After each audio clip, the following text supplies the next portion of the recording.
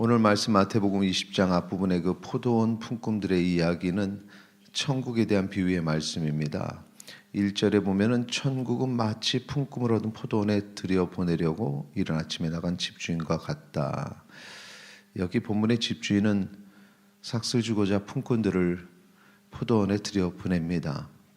그런데 그 집주인이 주는 삭시죠. 그 페이입니다. 그 삭스는 품꾼들이 일한 것에 대한 대가가 아닙니다.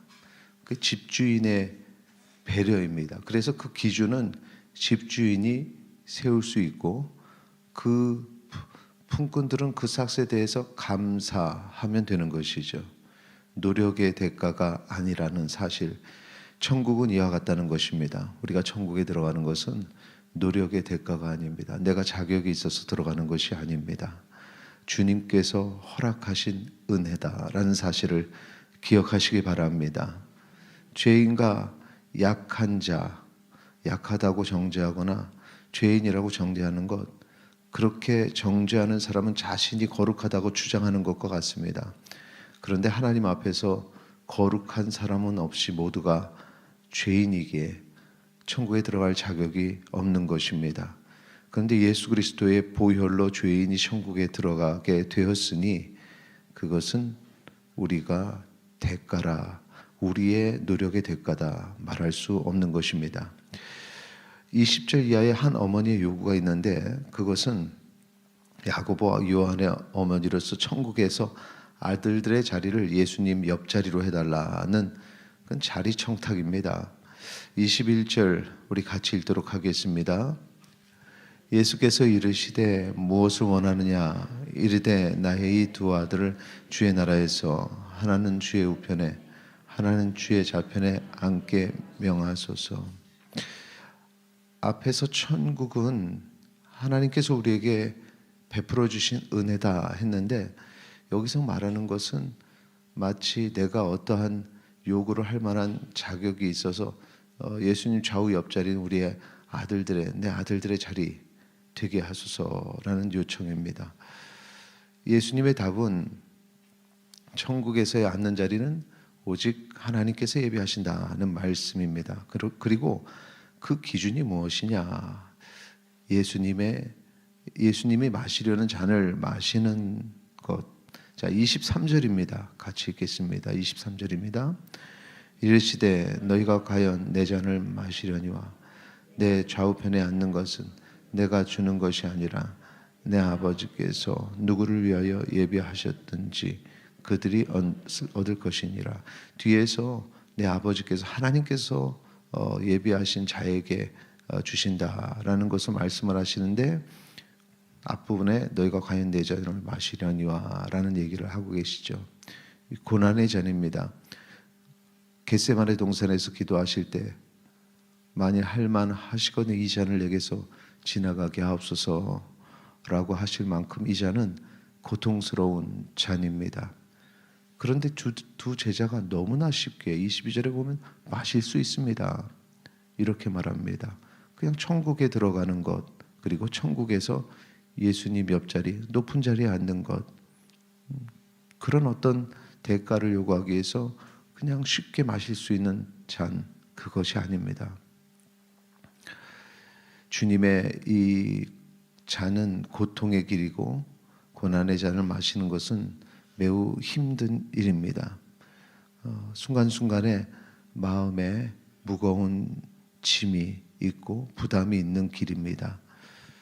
만약에 제자들이 그 길이 어떤 길인지 알고 그 잔을 마시는 것이 어떤 의미인지를 안다면 아마 그 예수님의 옆자리에 대해서 욕심을 내지 않았을 것입니다. 그런데 제자들이 그것을 모르고 있었다는 것입니다. 문제는 이러한 자리를 요구하는 것이 예수님께서 제자들에게 십자가의 죽음을 알려주신 이후에 일어났다는 것입니다. 잔의 의미가 무엇인지 구체적으로 알려주신 것입니다. 19절입니다. 같이 읽겠습니다. 이방인들에게 넘겨주어 그를 조롱하며 채찍질하며 십자가에 못 박게 할 것이나 제3일에 살아나리라. 그렇게 반복해서 십자가의 길을 갈 것이라고 알려주셨는데 제자들은 깨닫지 못해서 예수님께서 제자들에게 설명을 하는 것입니다. 이 길은 그렇게 쉬운 일이 아니고 우리가 그 높은 곳에 앉고자 함이 아니라 28절에 보시면 인자가 온 것은 섬김을 받으려 함이 아니라 도리어 섬기려 하고 자기 목숨을 많은 사람의 대속물로 주려 함이니라 라는 말씀입니다. 이게 나를 희생해서 남을 높이고 치유하고 회복하는 사역, 그것이 바로 십자가의 길이고 예수님의 사역이라고 이렇게 설명해 주십니다. 그리고 예수님께서 여리고를 떠나시면서 맹인 두 사람을 치유하시는데 치유하는 과정을 보면은 이들이 우리를 불쌍히 여기소서 이렇게 요청을 했고 34절에 보면은 예수님께서 불쌍히 여기셨다라는 말씀이 기록이 되어 있습니다. 불쌍히 여김을 받는 자들, 그들이 특별한 사람들처럼 보이지만 그렇지 않습니다. 우리가 불쌍히 여김을 받아야 할 연약한 존재입니다. 원수를 사랑하시는 하나님의 사랑이 아니었다면 우리는 그 사랑을 받을 자격이 없다는 것입니다. 그런데 그것을 베풀어 주신 것이 하나님의 사랑이요 예수님의 사역입니다. 이번 주 한 주간 지난주서부터 계속해서 여러 가지 바쁜 일이 있었습니다만 그 중에 하나가 이미 말씀드렸던 것처럼 우리 지체 중에 한 사람인데 그렇게 이제 그 영화제 지원 그 동성애 큐어 영화 방영을 하는 것을 이제 허락을 안 하고 만약에 한다면 동성애 영화 탈동성애자들의 영화 그것도 제공을 했습니다. 탈동성애자들의 영화도 같이 제공을 해서 우리 시민들이 바르게 판단하고 논의할 수 있는 장을 만들도록 하라 했는데 이 동성애 단체들이 이제 이번 목요일 날 기자회견을 하고 지금 담당 인천시 여성정책과장을 징계하라고 1인 시위하고 있고 그때 동성애 단체들이 인천시청 앞에서 모여서 기자회견을 하게 됩니다. 그래서 그분을 보호하기 위해서 조금 많이 급하게 움직였고 오늘 3시에 인천시청 앞에서 우리 시민단체들 그리고 목사님들도 모이지만 목사님들은 제가 얘기했어요. 목사님들은 나서지 않는 게 좋겠다. 참여하고 기도하고 보이지 않게 함께 하겠다. 왜냐하면 기독교계가 동성애에 대해서 반대한다는 생각을 갖고 있기 때문에. 그런데 사실 이게 어떤 의미냐면 이걸 잘 아셔야 됩니다. 그러니까 우리가 모두 죄인인데 죄인이 죄인에게 가서 죄악을 반대한다. 너희들은 죄인이다. 이런 말 자체가 사실 좀 맞지 않습니다. 그래서 크리스찬 청년들조차도 그런 주장 앞에서는 공감을 하지 못합니다. 우리가 얘기하는 것은 무엇이냐면은 분명히 그 동성애의 소굴 속에 있다가 거기서 나온 친구들이 정말 소수들이 존재하고 있고 그들이 존재하고 있음에도 불구하고 이번에 요청한 것은 그런 탈동성애 친구들의 다큐멘터리 그런 어떤 내용들 그것을 좀 방영해 달라는 건데 그걸 하질 않습니다. 그거요? 탈동성애 뭡니까? 그 기독교가 하는 그 전환 치료 아닙니까? 그거 불법입니다. 치료 자체를 막으려고 하고 그들이 회복되는 것을 인정하지 않고 그들이 존재하는 것 자체를 이 지구상에는 존재하지 않는 존재로 그런 사람들로 생각을 하는 것입니다. 이것이 그들이 말하는 소수자의 인권인가? 아니라는 것입니다. 우리는 항상 연약한 자를 돌아보는 마음을 가져야 되고 그래서 동성애에 빠진 그들도 사랑해야 되고 그들이 거기서 돌아올 수 있는 그런 지속적인 관심과 지혜 보면 그분들은 상당히 상처들이 많은 그런 친구들입니다.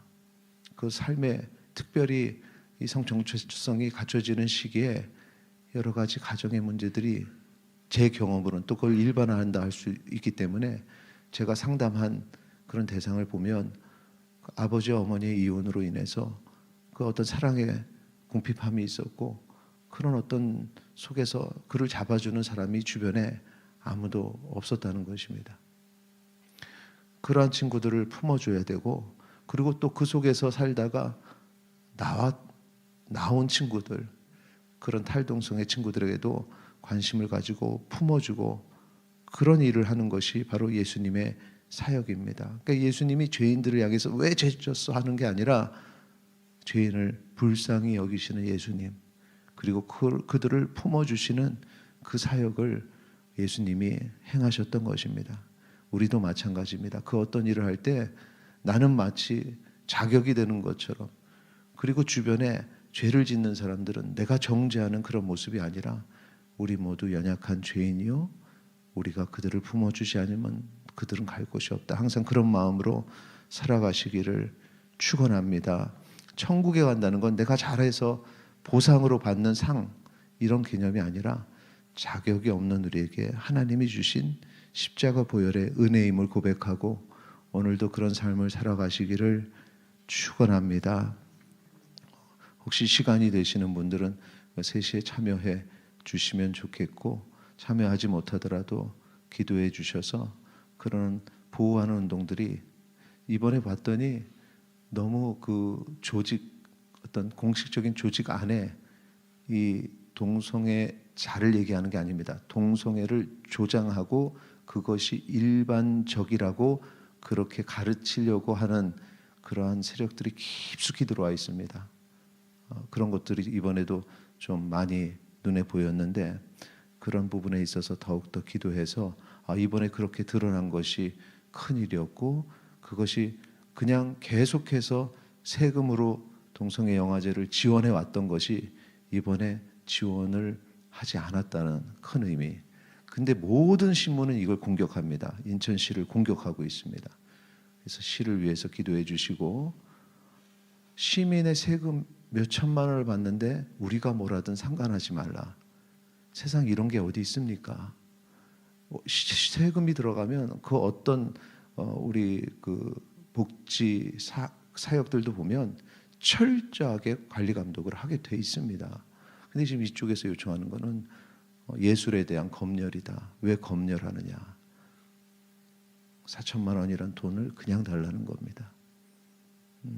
이런 불합리함, 하나님 앞에서의 공정함이 없는 그런 모습입니다. 위에서 기도해 주시고 그리고 이제 목요일 어쩌면 그분들이 모든 기자에게 연결이 돼 있어서 그 기자들이 이쪽에서 한마디 하니까 다 인천시를 비판하는 기사를 다 씁니다.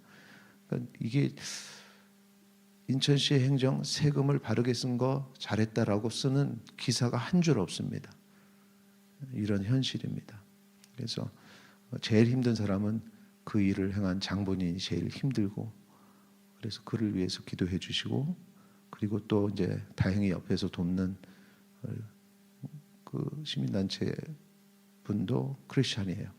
그래서 그분들 위해서 또 기도해 주시고 학부모들 위해서 기도해 주시고 같은 마음으로 이번에 인천에서 이 고리가 끊어지고 앞으로도 그 세금으로 그것을 지원하는 일이 없게 되기를 그렇게 해주시고 이번에 가장 중요한 건 탈동성애 한 우리 사랑하는 지체들이 있다는 사실이 좀 수면에 드러나는 거. 왜냐하면 그쪽에서는 사람 자체로 인정하지를 않으니까 존재하는 자체로 인정을 하지 않으니까 탈동성애 한 지체들이 있다. 이들이 진정한 소수자고 이들의 인권 있다라는 것. 탈동성애자들을 위해서 기도해 주시기 바랍니다. 탈동성애 하는 과정 속에 있는 많은 이들도 있지만 여기서 말하는 탈동성애자라는 것은 거기에서 완전히 벗어난 이들입니다. 그런 이들이 있다는 사실을 꼭 위해서 기도해 주시고 그들의 삶이 얼마나 힘들겠습니까? 특히 이제 제가 아는 전도사님이에요. 전도사 사역을 하게 됐어요. 여성이었다 남성으로 했다 여성을 했는데 이게 몸을 손을 댄 경우는 정말 그 다음에 돌아와서도 힘들어합니다. 그러니까 우리가 잠깐 거기에 빠지더라도 몸을 건들지 않도록 그렇게 해야 되는데 몸을 한번 건드려 놓으면 그 다음에 와서는 너무 괴로워해요. 그 인생의 삶이 우리가 그들을 위해서 정말 기도를 많이 해야 됩니다. 기도해 주시기 바랍니다. 오늘 기도의 제목은 우리가 죄인으로서 그냥 받았는데 이 연약한 자, 그 아파하는 자들 하나님 우리가 그들을 위해서 헌신하게 하시고 그들을 위해서 기도할 때 그들과 함께하여 주시옵소서. 인천시의 이 귀한 사역들이 지속되게 하소서. 우리 기도해 주시기를 바랍니다. 기도하시겠습니다.